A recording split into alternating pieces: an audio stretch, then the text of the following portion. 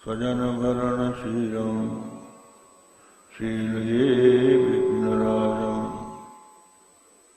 बालार्कारुणतेजसं त्रिनयनां रक्ताम्बरोल्लासिनीं नानालङ्कृतिराजमानमकुटं बालोडुराक्षेकराम् हस्तैरिक्षुदनुत्सृणीं सुमसरं पाशं मुदा बिभ्रतीं श्रीचक्रस्थितसुन्दरीं त्रिजगतामाधार भूतां भजे।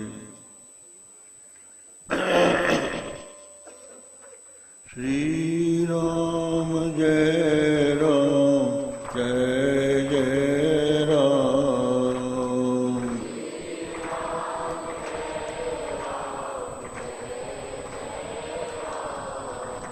श्रीराम जय राम जय जय राम।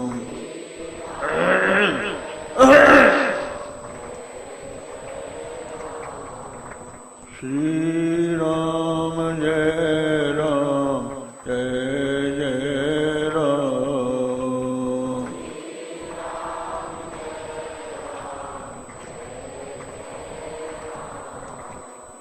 श्रीराम जय राम जय जय राम।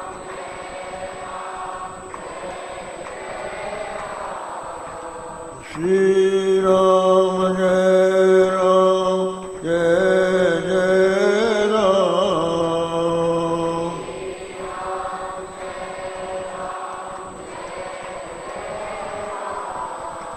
श्रीराम जय राम जय जय राम।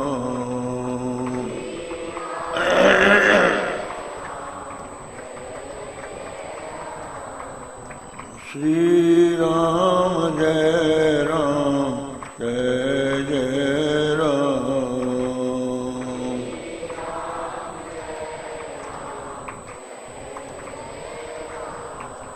धर्म की अधर्म का प्राणियों में विश्व का गो माता की गो हत्या हर हर महादेव। समुपस्थित विद्वद्वृंद देवियों सज्जनों, देवी भागवत में भगवती देवी अपने भावी पिता हिमालय को ज्ञान का उपदेश देती है और भी देवगण वहां पर विद्यमान है। उनके समक्ष भगवती राजा राजेश्वरी ये बतलाती है कि अग्रे इस सृष्टि के प्रारंभ में केवल मैं ही थी और वो मैं एकमेवाद्वितीयम, मेरे सिवा और कोई नहीं था, अद्वितीय थी मैं। तो हमारे उपनिषदों में जो ब्रह्म का वर्णन है उसी ब्रह्म का अपने आत्मरूप से भगवती वर्णन कर रही है। ये वेदों में लिखा है कि इस सृष्टि के पहले एक में अद्वितीय ब्रह्म ही था, उसके सिवा कोई दूसरी वस्तु नहीं थी। इसका अर्थ ये निकला कि सृष्टि के प्रारंभ में एकमात्र मैं ही हूँ, एक अखंड अद्वितीय ब्रह्म में हूँ तो सृष्टि के अंत में फिर मैं ही रहूंगी। आदावंते च यन्नास्ति मध्यकाले भी तत्तथा। जो आदि में और अंत में नहीं है वो मध्य में भी नहीं। उदाहरण के लिए आप समझ लीजिए, लोग शक्कर के खिलौने बनाते हैं, खांड के खिलौने, तो कई आकार दे देते हैं उसको। शक्कर को गलाकर जैसे सांचे में डाल दिया जाए वैसा ही उसका आकार बन जाता है। हाथी बन गया, घोड़ा बन गया,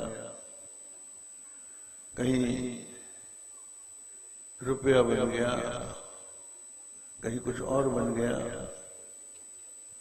तो बच्चे खेलते हैं, मेरे पास हाथी है, तेरे पास घोड़ा है,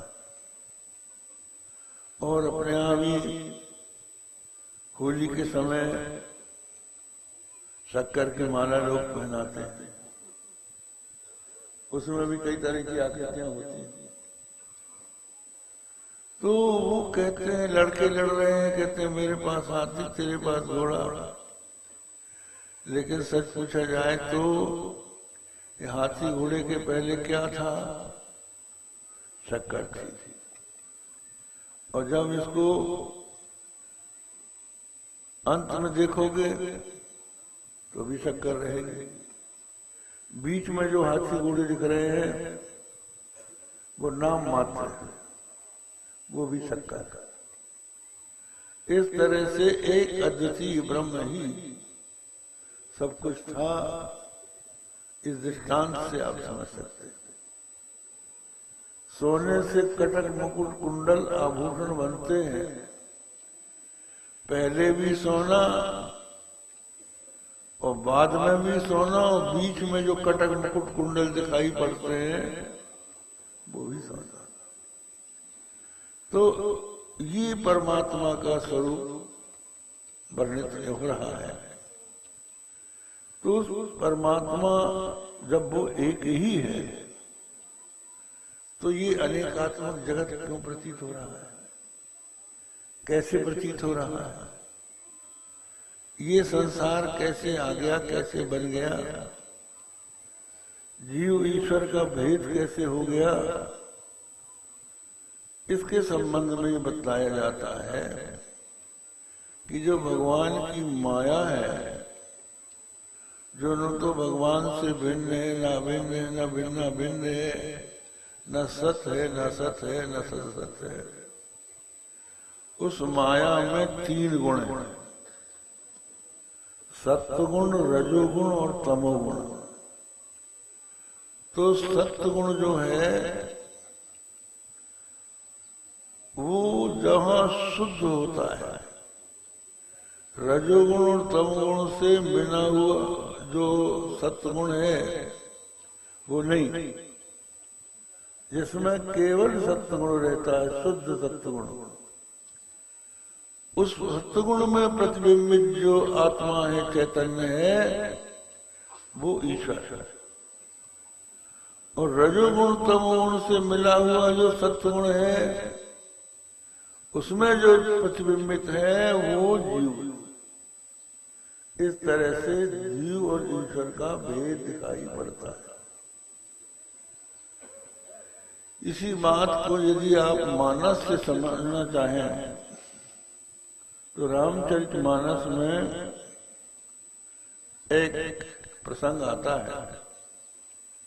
एक बार प्रभु सुख आसीना, लक्ष्मण बचन कहे खेलहीना। एक बार भगवान सुख से बैठे हुए थे तो लक्ष्मण जी ने उनसे प्रश्न किया, तो सुख आसीना बताया। इसका मतलब यह है कि गुरु जब बैठे हो शांति से तब प्रश्न करना चाहिए। अब वो उनको लघु शंका लगी हो तो हम प्रश्न करने लगे, वो कहीं जा रहे हैं और प्रश्न करने लगे, तो ये प्रश्न करने का ढंग नहीं है। जब वो शांति से बैठे हों तब प्रश्न करो। और छलहीना कुछ लोग प्रश्न करते हैं परीक्षा लेने के लिए कि देखें महाराज को जानते हैं कि नहीं जानते। हर गांव में ऐसे खल लोग होते हैं, जहां कोई बाहर से महात्मा गया उससे लोग ऐसा प्रश्न करते हैं कि वो उत्तर न दे सके और फिर उसका उपहास करते हैं। तो ये नहीं करना चाहिए। जानने की इच्छा से पूछिए, छल ही ना। एक बार प्रभु सुख आसीना, लक्ष्मण वचन कहे छल ही ना। सुर नर मुनि सचराचर साई, मैं पूछूं निज प्रभु की नाई। मुझ समझाए कहो सुई देवा, सब तज करो कपट तज सेवा। तो भगवान ने कहा अच्छा पूछो। कहा महाराज ये बताइए, कहो ज्ञान विराग अरु माया, कहां सो भगत करहु जय दाया। ईश्वर जीव ही भेद सब, सकल कहो समझाए। जा पर जाते हुए चरण रथ, शोक मोह भ्रम जाए। आप महाराज ज्ञान बताइए, वैराग बताइए और माया बताइए, और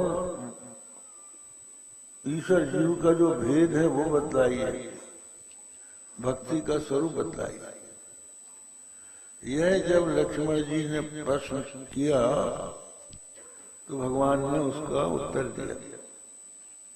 भगवान क्या बोलते हैं? गो गोचर जहां लगी मन जाई, सो सब माया जानहु भाई। गो गोचर, गो माने इंद्रियां और गोचर माने इंद्रियों के विषय। तो 5 ज्ञानेंद्रियां हैं, आंख कान नाक जीभ पक, और इनके विषय हैं आंख का विषय रूप, कान का विषय शब्द, जीवा का विषय रस, नाक का विषय गंध और त्वक का विषय है स्पर्श। तो इंद्रियां और इंद्रियों के विषय, और जहां तक मन जाता है सो सब माया जाता है। ये सब माया है। यहाँ माया कहने का अभिप्राय है कि ये माया के कार्य, माया के कार्य होने के कारण इनको भी माया कहा जाता है। लेकिन जिससे ये उत्पन्न हुए वो माया 2 प्रकार की है, एक विद्या एक अविद्या। तही कर भेद सुनहु तुम दो, विद्या अपर अविद्या दो। तो विद्या हमने आपको अभी बतलाया कि त्रिगुणात्मिका माया में जो शुद्ध सत्वगुण है उसमें प्रतिबिंब का नाम है ईश्वर, और रजोगुण तमोगुण से मिली हुई मलिन सत्वमयी जो माया है जिसको अविद्या कहा जाता है, उसमें प्रतिबिंब पड़ने वाला जो चैतन्य है उसका नाम जीव। तो ये जीव और ईश्वर का भेद उपाधि से हुआ, वास्तविक भेद नहीं है। तो जैसे आकाश में आकाश एक, लेकिन घड़े के भीतर का आकाश घटाकार घटाकाश कहलाता है, और मठ के भीतर का आकाश मठाकाश कहलाता है, और बाहर का आकाश महाकाश कहलाता है। तो महाकाश ही घटाकाश मठाकाश के रूप में प्रतीत होता है घट मठ की उपाधि से। इसी तरह से एक अद्वितीय अखंड चैतन्य ही माया अविद्या की उपाधि से जीव ईश्वर के रूप में प्रतीत होता है। वास्तव में दोनों में कोई भेद नहीं। तो अब भेद में एक कारण, एक भेद का स्वरूप एक भी बन जाता है कि जो ईश्वर है, जो माया में प्रतिबिंब चैतन्य है, उसको अपने अधिष्ठान का विस्मरण नहीं होता था। ईश्वर ये सदा अनुभव करते हैं कि मैं शुद्ध सच्चिदानंद ब्रह्म। उनको अपने स्वरूप का विस्मरण नहीं होता, स्वरूप उनका ढका नहीं होता था, और जीव का ढक जाता है। जीव जो है अपने आप को भूल जाता है मलिन सत्व के कारण। तो निरावरण ब्रह्म को जानने वाला जो तत्व है वो ईश्वर, और जो उसको न जानने वाला है वो जीव। तो ये बात है। जीव और ईश्वर के भेद का कारण वास्तव में यद्यपि नहीं है, लेकिन उपाधि के कारण, माया और अविद्या उपाधि के कारण जीव और ईश्वर भेद हो गया। अब जो संसार की रचना होती है ये ईश्वर से होती है। जब परब्रह्म परमात्मा माया से विशिष्ट हो जाता है तो उस माया के द्वारा उसके मन में से शिक्षा होती है कि हम संसार को बनाएं। एको हम बहुत श्याम प्रजाए हो, मैं अकेला हूं बहुत हो जाऊं। तो बहु भवन संकल्प जो परमात्मा में हुआ, उससे परमात्मा से पहले आकाश उत्पन्न हुआ। आकाश में एक गुण है शब्द, उससे फिर शब्द गुणक आकाश से वायु उत्पन्न हुआ। वायु में दो गुण है, शब्द और स्पर्श। फिर उससे अग्नि उत्पन्न हुआ, उसमें तीन गुण हैं, शब्द स्पर्श और रूप। उससे जल उत्पन्न हुआ, उसमें चार गुण, शब्द स्पर्श रूप रस गंध रस। और उससे जल से पृथ्वी उत्पन्न हुई, उसमें एक गुण और बढ़ गया गंध। तो इस तरह से ये पांच तत्व उत्पन्न हुए। फिर इनका हुआ पंचीकरण। पंचीकरण यूं हुआ कि पांचों को आधा आधा कर दो, आधा आकाश, आधा वायु, आधा जल, आधा अग्नि, आधा जल, आधा पृथ्वी। जो आधा है वो अपने अपने पास रखेंगे वो, और जो आधा है उसके चार भाग होंगे। तो आकाश का आधा भाग आकाश के पास, और आधे भाग के चार भाग हुए। एक भाग दिया वायु को, दूसरा हुआ अग्नि को, तीसरा हुआ जल को, और चौथा दिया पृथ्वी। फिर वायु के दो भाग हुए। एक भाग वायु का अपने पास रहा, आधे के चार भाग हुए। एक भाग मिला आकाश में, एक मिला अग्नि में, दूसरा मिला जल में, और फिर एक मिला पृथ्वी में। फिर इसी तरह अग्नि के दो भाग हुए। आधा अग्नि के पास रहा, आधे के चार भाग हुए। एक मिला आकाश को, दूसरा मिला वायु को, तीसरा मिला जल को, चौथा मिला पृथ्वी को। फिर इसी तरह से जल के दो भाग हुए।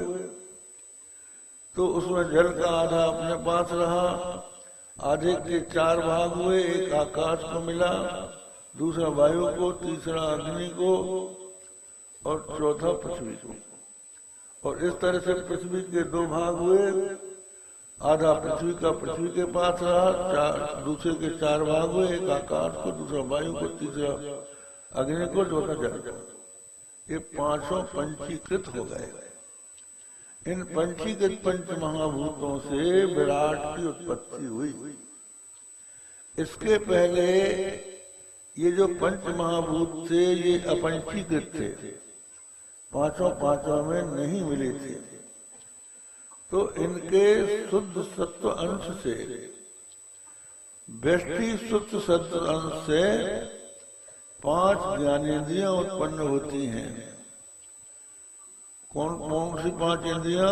श्रोत्र, त्वक, चक्षु, रस, रसना और घ्राण।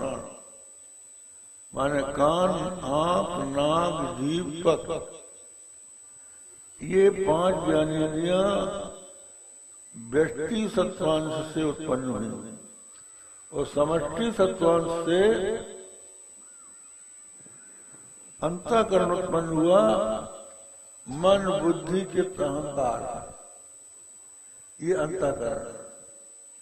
जब मनन हम संकल्प विकल्प करते हैं तो उसको मन कहते हैं, और जब निश्चय करते हैं तो उसका नाम बुद्धि हो जाता है।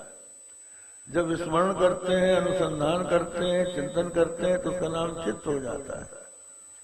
और जब किसी को अहंकार करते हैं तो उसका नाम अहंकार होता है। मन, बुद्धि, चित्त, अहंकार, रूप, महान अंतःकरण समष्टि सत्व से उत्पन्न होता है।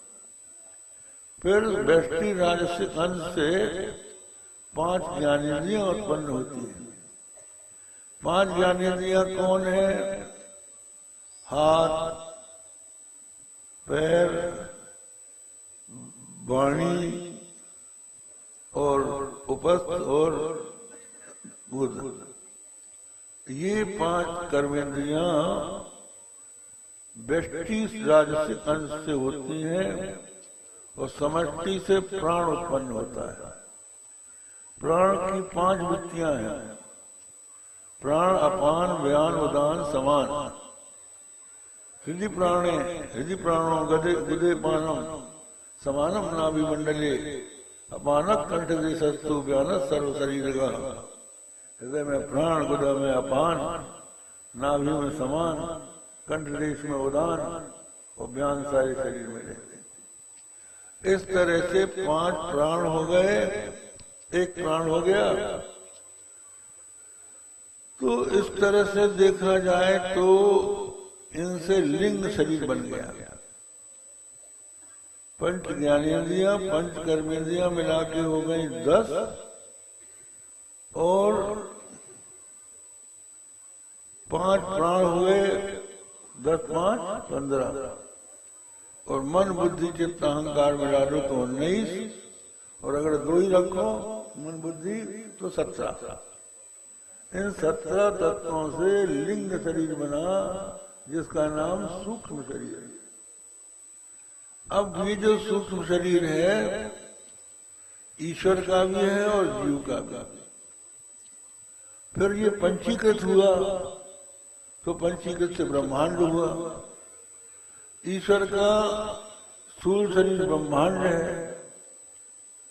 और सूक्ष्म शरीर सूत्रात्मा हिरण्यगर्भ है और मूल स्वरूप जो है वो ईश्वर है। और इधर जीव का स्थूल शरीर अपना ये शरीर है पंचभूतात्मक, सूक्ष्म शरीर मन, बुद्धि, चित्त, अहंकार और 5 प्राण है ये सूक्ष्म शरीर और अविद्या ये कारण शरीर। तो 3 शरीर ईश्वर के हैं और 3 शरीर जीव के हैं। ईश्वर के समष्टि है और जीव के व्यष्टि है। आप समष्टि व्यष्टि का अर्थ नहीं समझते होंगे। तो जैसे मटर की राशि लगी हुई है तो वो कहलाएगी समष्टि और उसमें से एक मटर का दाना निकालो तो वो हो गया व्यष्टि। तो सबको मिलाना समष्टि और एक को लेना व्यष्टि। तो हम सब लोग जो है व्यष्टि के अंश हैं। समष्टि जो है वो ईश्वर विराट है। तो इस तरह से व्यष्टि समष्टि भेद से उपाधि से जीव ईश्वर हुए और माया से ये संसार निर्मित हुआ। अब इस संसार की जब उत्पत्ति हुई तो इसमें जीव खड़े हो गए और ये माना जाता है कि ये संसार पहले पैर नहीं हुआ, अनाज काल से चला आ रहा है। तो जीव ईश्वर का भेद भी अनाज काल से चला आ रहा है। तो अनाज काल से ये चला आ रहा है, इसलिए ये जीव अविद्या काम कर्म में फंसा हुआ है। अविद्या माने अपने स्वरूप को भूल गया और काम माने संसार की इच्छा हुई उसके मन में, और जब इच्छा हुई तो उसके लिए कर्म किया। आप जब कोई भी इच्छा करोगे तो बैठे नहीं रह सकते, इच्छा होते ही आपको कर्म करना पड़ेगा। तो अविद्या काम कर्म आप जीव के अंदर आ गए तो कर्म का फल भोगने के लिए जन्म लेना पड़ा। अब जन्म लिया तो वही अविद्या काम कर्म के संस्कार भी आ गए साथ में। तो फिर कर्म अविद्या काम कर्म आए, फिर कर्म किया, फिर जन्म लिया, फिर कर्म किया, फिर जन्म लिया। तो इस जन्म मरण के चक्र में ये जीव तब से पड़ा हुआ है। तो इसी को विनय पत्रिका में गोस्वामी तुलसीदास जी ने बताया, जीव जब ते हरि के बिलगानो,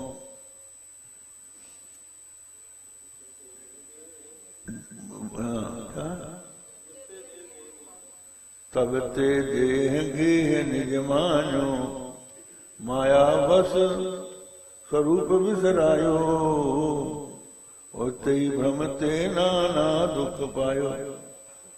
माया के बस में होके अपने स्वरूप को भूल गया, इसलिए नाना प्रकार के दुख भोग रहा है। ये है ब्रह्म, लेकिन अपने आप को भूल गया तो फिर दुख हो रहा है।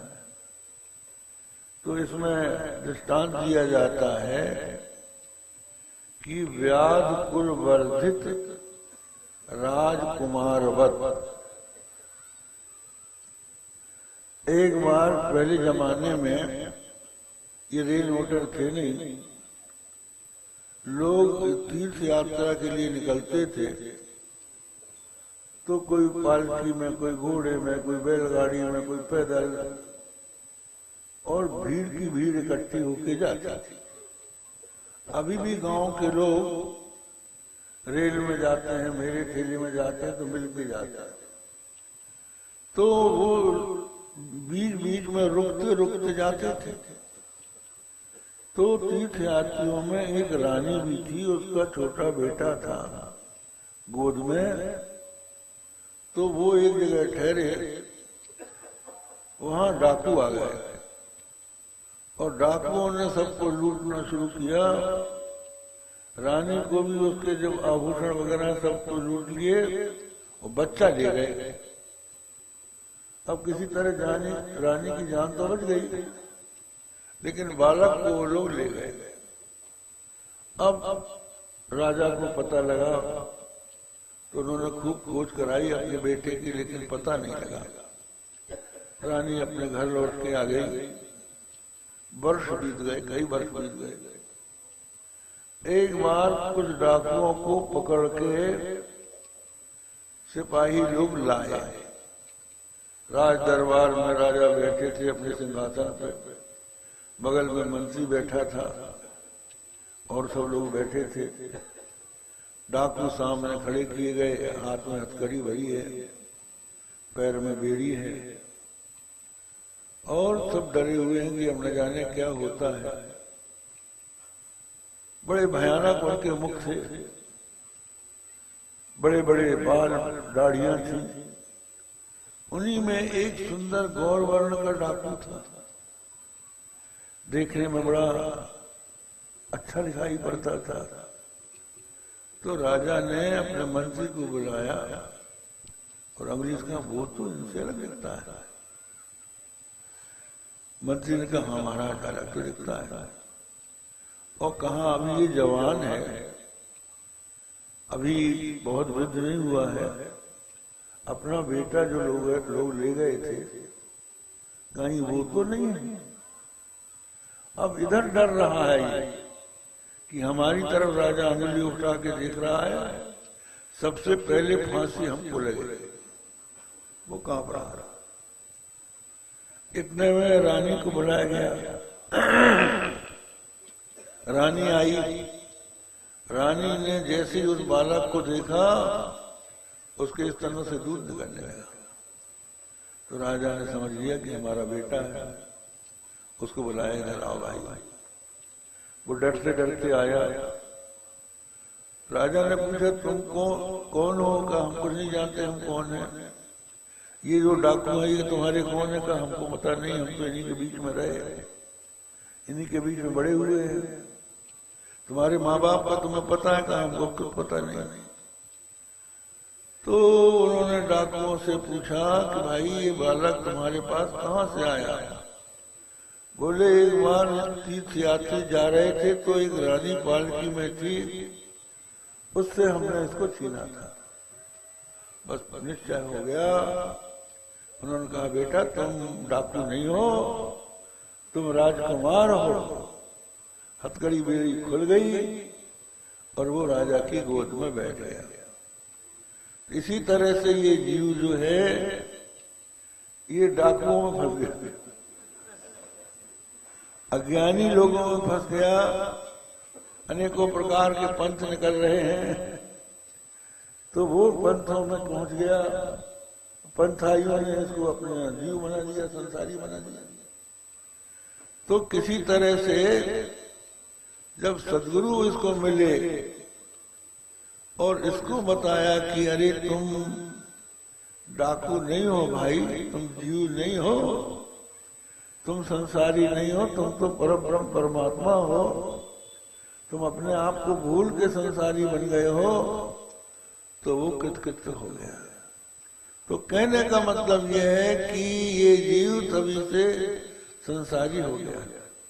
जीव जब ते हरि ते विलगानो, जब ते देह गेह निज मानो, माया बस स्वरूप बिसरायो, तही भ्रम ते नाना दुख पायो। तभी उस भ्रम से इसको नाना प्रकार के दुख हो रहे हैं। अविद्या काम कर्म के चक्र में ये पड़ा है। प्रलय काल में ये सो जाता है। जैसे हम गाड़ी नींद में सो जाते हैं तो सोते समय सोने निद्रा में तो कुछ नहीं रहता, लेकिन फिर जब उठते हैं तो वैसे ही के वैसा संसार रहता है। वैसे प्रलय काल में जीव अपने अविद्या कर्म काम को लेके सोते हैं, संस्कार बने रहते हैं। तो उनके लिए सृष्टि भगवान बनाते हैं। सृष्टि क्यों बनाते हैं भगवान? एक कहने लगा कि महाराज भगवान अगर ये संसार न बनाते बड़ा अच्छा था, उन्होंने ये बना दिया तो हम लोग परेशान हो रहे हैं, न बनाते तो अच्छा था। हमने कहा भाई इसमें भगवान की दया है। एक माँ थी, माँ का बेटा भूखा था, अपनी मैया से भोजन मांग रहा था, भैया हमको भोजन दो भोजन दो। माँ के पास भोजन नहीं था, तो वो कहती थी बेटा हम व्यवस्था कर रहे हैं। इतने में उसको लग गई नींद, वो सो गया। इतने में माँ के पास गुलाब जामुन आ गई। गुलाब जामुन ला के किसी ने दिया तो कहा कि तुम खा लो। उसने कहा मेरा बेटा सोया हुआ है, मैं अकेली कैसे खा लूं।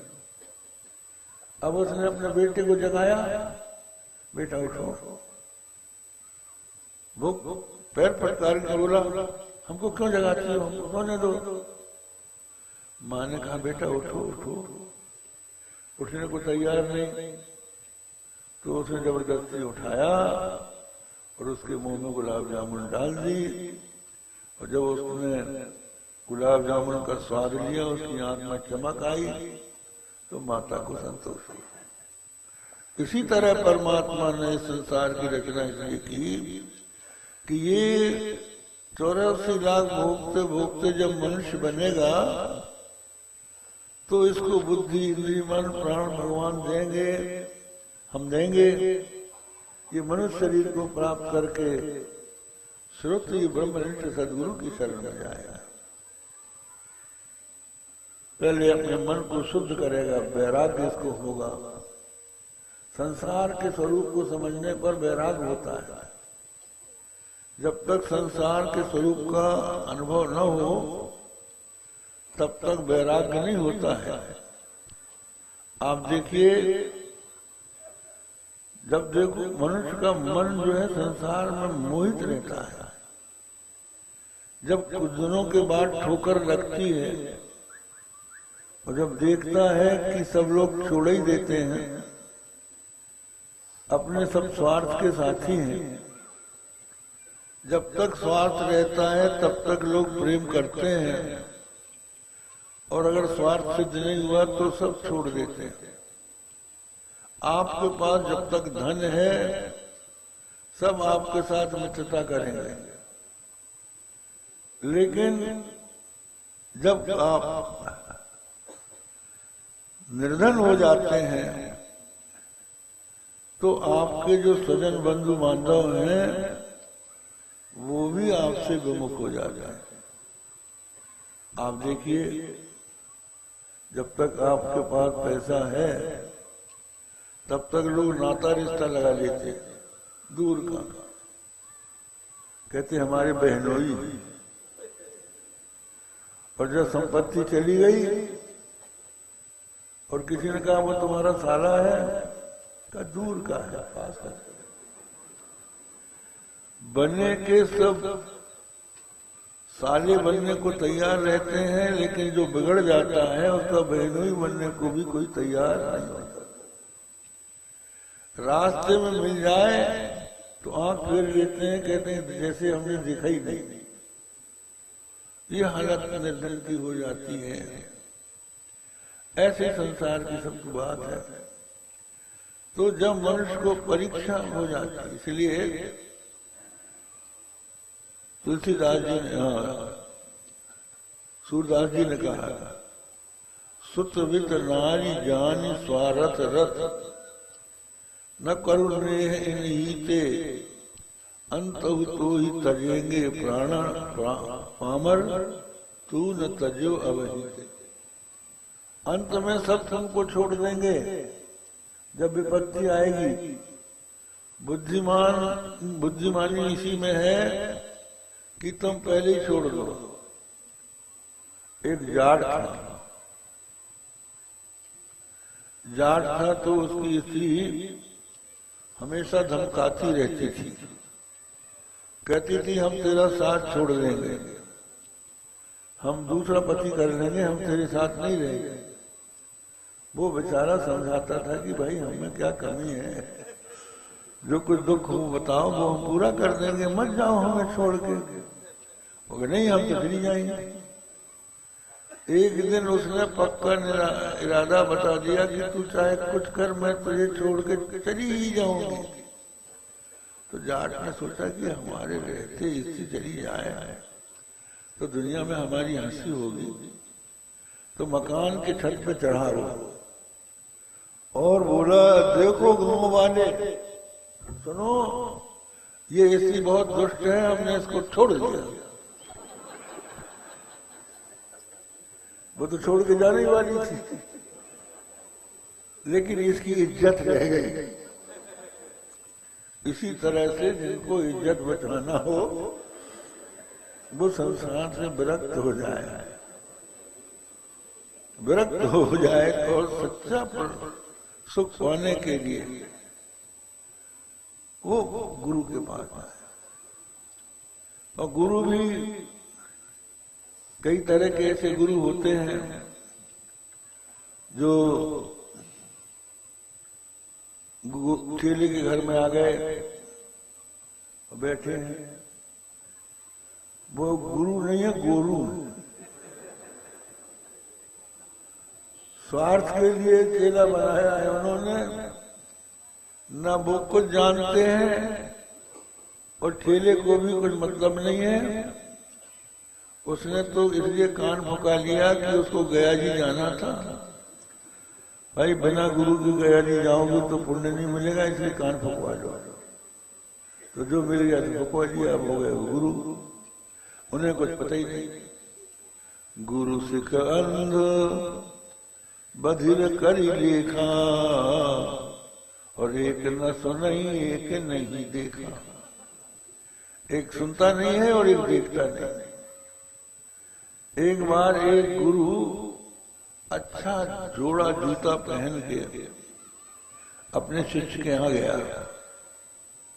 गुरु ने देखा कुछ है नहीं खाने को और गुरु जी आ गए।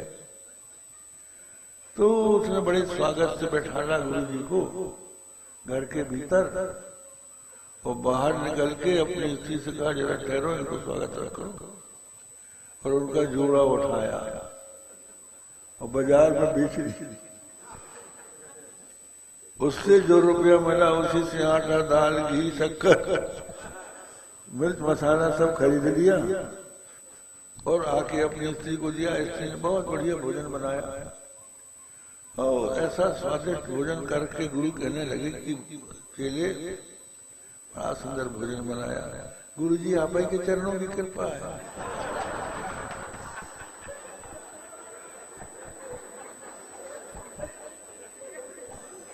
ऐसे जब तक रहे तब तक भोजन बना के देते रहे, और उसी से जब वो कहता था प्रशंसा करता था, आप ही के चरणों की तो कृपा है, मेरी क्या ताकत है। अब वो जब जाने लगे तो जो बचा था उनके खाने से वो चरणों में रख दिया था। अच्छा है, ठीक है, दक्षिणा भी अच्छी दे दी।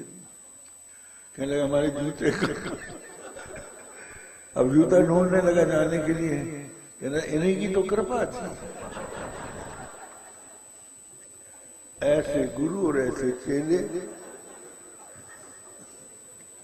एक अंधा और एक बहरा। कहते हैं एक चेले ने किसी गुरु को थोड़ी सी दक्षिणा दी, गुरु को संतोष नहीं हुआ। कहने लगे अब की बार तो यजमान बहुत दूबरी इच्छा भाई आपकी, दक्षिणा बहुत कम हो गई। तो उसने जैसे सुना ही नहीं।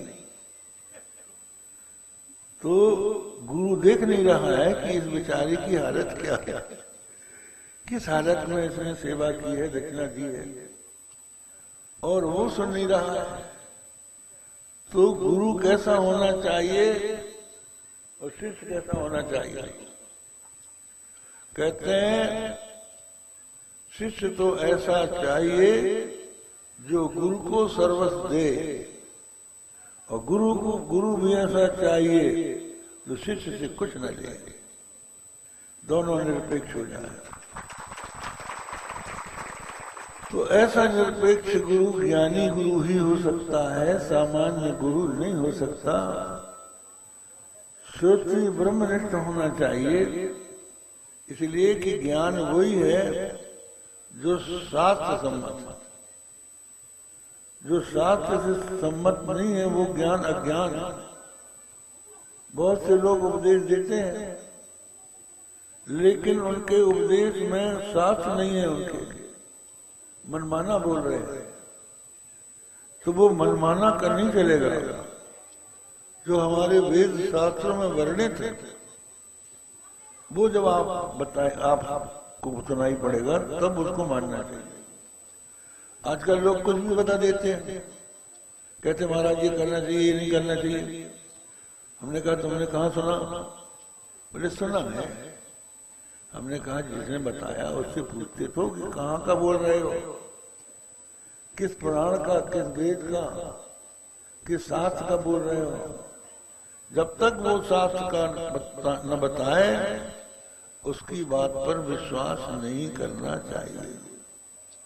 अस्तु जब वैराग्य होता है, गुरु की शरण में प्राणी जाता है, तो गुरु उसको बतलाते हैं कि तुम कौन हो, उसके स्वरूप का बोध कराते हैं। तो गुरु कैसे कराते हैं? वो बतलाते हैं कि 3 अवस्थाएं हैं, जागृत अवस्था, स्वप्नावस्था और सुषुप्ति अवस्था। इंद्रियों से जब हम संसार को देखते हैं, विषयों को देखते हैं, इस अवस्था को जागरण कहते हैं। ये हम जो अभी अवस्था है हमारी, ये जागृत अवस्था है। इसके बाद जब हम सो जाएंगे तो स्वप्न देखेंगे, तो वो स्वप्नावस्था है। वहां इंद्रियां सो जाती हैं, मन रहता है, और फिर जब गाढ़ी नींद में सो जाते हैं तो कुछ भी नहीं दिखता। तो जागृत अवस्था में स्वप्न नहीं है। स्वप्न जो है, स्वप्न में जागृत अवस्था नहीं है, और जागृत स्वप्न दोनों सुषुप्ति में नहीं है। लेकिन सुषुप्ति, जागृत और स्वप्न तीनों को जानने वाला तीनों अवस्थाओं है। इन तीनों का परस्पर व्यभिचार है, और इनको जानने वाला जो आत्मा है उसका व्यभिचार है, वो एक रस है। तो हम वो हैं जो तीनों अवस्थाओं में रहते हैं। तो जो जागृत अवस्था है उसका अभिमानी है विश्व, और स्वप्नावस्था का अभिमानी है तेजस, और सुषुप्ति अवस्था का अभिमानी है प्राज्ञ। और इसी तरह से समष्टि में ईश्वर की जो जागृत अवस्था है उसका नाम है विराट, और स्वप्नावस्था का नाम है हिरण्यगर्भ, और सुषुप्ति का अभिमान है प्राज्ञ। तो ये प्राज्ञ जो है ईश्वर का अंश है। रामचरितमानस में एक चौपाई आती है ज्ञान दीपक में, ईश्वर अंश जीवे अविनाशी, चेतन अमल सहज सुख राशि। ये जो जीव है ईश्वर का अंश है। अंश क्यों कहा गया? क्योंकि ईश्वर समष्टि है और प्राज्ञ व्यक्ति है। तो ईश्वर और प्राज्ञ को लेकर यहाँ पर अंश का अंश ही कहा गया है। जो चैतन्य है तीनों का साक्षी, उसमें अंश अंशी का भेद नहीं है, दोनों अभिन्न है। किसी प्रकार का भेद दोनों तीनों में नहीं है। तो इस चीज को अगर समझना है तो ध्यान की विधि भगवती राजराजेश्वरी बतलाती हैं कि ये जो जीव और ईश्वर है समष्टि और व्यष्टि है, तो व्यष्टि को समष्टि में मिला दो, तो विश्व को विराट में मिला दो, और तेजस को हिरण्यगर्भ में मिला दो, और प्राज्ञ को ईश्वर में मिला दो। ये 3 हो गए। अब ये जो 3 है, इनका जो वाचक है वो शब्द है ह्रींकार। ह्रीं में रा, हा, रा और मा है। ह्रीं। हकार जो है जागृत अवस्था, रकार स्वप्नावस्था, मकार सुषुप्ति अवस्था। तो हकार, रकार, मकार, ये तीनों जो है, हकार का अर्थ है विराट, रकार का अर्थ है हिरण्यगर्भ, और मकार का अर्थ है ईश्वर। अब ये जो 3 है, वाच्यवाचक का अभेद है। हकार का अर्थ विराट समझ लो, रकार का अर्थ हिरण्यगर्भ समझ लो, मकार का अर्थ ईश्वर समझ लो। अब हकार को रकार में लीन कर दो, क्योंकि बीज से अंकुर निकलता है, अंकुर से वृक्ष होता है। ईश्वर बीज है और हिरण्यगर्भ अंकुर है और विराट वृक्ष है। तो हकार को रकार में विलीन कर दो, और रकार को मकार में लीन कर दो और इन तीनों को रींकार में लीन कर दो। रींकार जो है साक्षात ब्रह्म है, पर ब्रह्म परमात्मा का रूप है। जैसे उपनिषदों में ओंकार है, उसी तरह यहाँ देवी भागवत में रींकार है, ये भी ओंकार का ही रूप है। तो इस तरह से सबका विलय करके अपने ब्रह्मरंध्र में जागृत स्वप्न सुषुप्ति तीनों का साक्षी स्वयं प्रकाश जो आत्मा है उसमें स्थित हो जाए और स्थिर आसन से शांत बैठ के अपने आत्मा का ध्यान करे। इस तरह फिर आगे देवताओं ने, हिमालय ने देवताओं ने प्रार्थना की कि भगवती जो आप बता रहे हैं आपका रूप विराट रूप जो है, आप जब सर्वस्वरूप हैं तो अपना विराट रूप दिखाइए। तो जगदम्बा ने अपना विराट रूप दिखाया, सारा विश्व ही उनका रूप, विश्व रूप रघुवंश मणि करहु वचन विश्वास। तो विश्व रूप से भगवती ने अपने आप को दिखाया, हमारे सारा ब्रह्मांड उनका शरीर है। और बड़ा भयानक स्वरूप देखा, देवता लोग डर गए, प्रार्थना की कि महारानी सौम्य रूप धारण कीजिए। तो उन्होंने सौम्य रूप धारण किया, पास अंकुश बराबर धारण करके जगदम्बा जब सामने आई तो सब लोग संतुष्ट हुए। तो फिर भगवती ने देवताओं को तत्त्वमसि महावाक्य का उपदेश किया। तत्त्वम असि, तत् माने ब्रह्म, तम माने जीव और असि दोनों का दोनों की एकता, तत्त्वमसि। तो ईश्वर और जीव में अंतर है। ईश्वर शक्तिमान सर्वशक्तिमान है, जीव अल्प शक्तिमान है। ईश्वर सर्वव्यापक है, जीव परिच्छिन्न है। दोनों में अंतर है, परंतु ये अंतर उपाधिकृत है। उदाहरण दे दिया, यहाँ पर कहते हैं वाक्यार्थ में अगर संगति नहीं होती है तो लक्षणा करना पड़ता है। 3 प्रकार की लक्षणा होती है, जैसी लक्षणा, अजैसी लक्षणा और भाग त्याग लक्षणा। यहाँ पर भाग त्याग लक्षणा लगेगी। स्वयं देवदत्ता, एक देवदत्त नाम का व्यक्ति है जिसको हमने 12 साल पहले पटना में देखा, आज वो वाराणसी में दिख रहा है। तो वो देश और वो काल, और ये देश और ये काल, दोनों को अलग कर दो, व्यक्ति व्यक्ति को ले लो। इसी तरह से जो उपाधि है माया, इसको छोड़ दो, और अविद्या दोनों इसको छोड़ दो, जो दोनों का साक्षी चेतन है। माया विद्ये विहायैवम् उपाधि परजीवयोः अखंडम सच्चिदानंदम परम ब्रह्मैव लक्ष्यते।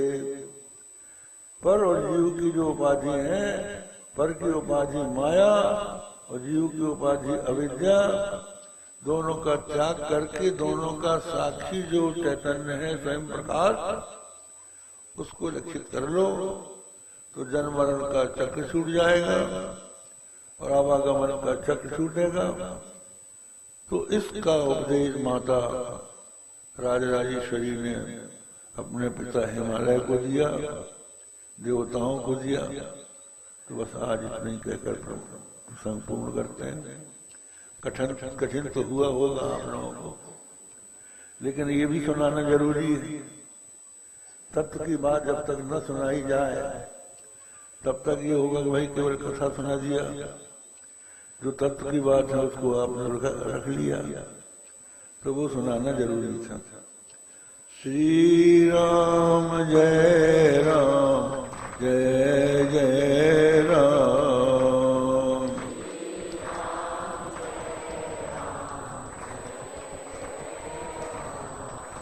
श्री राम जय राम जय जय राम।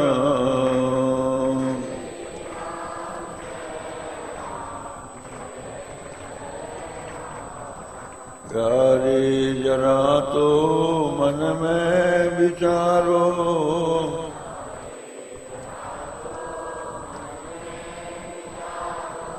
क्या साथ लाए अरुले चलोगे।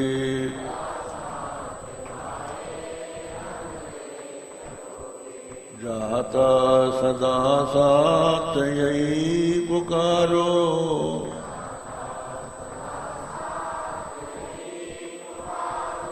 गोविंद दामोदर माधवेति।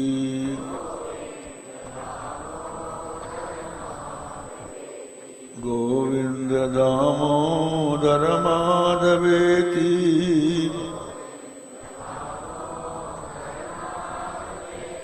हे कृष्ण हे यादव सखेति।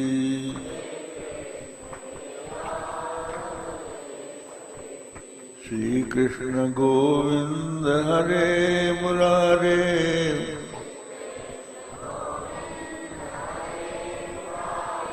हे नाथ नारायण वासुदेव।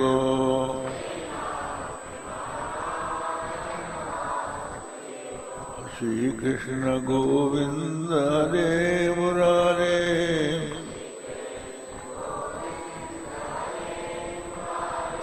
हे नाथ नारायण वासुदेव।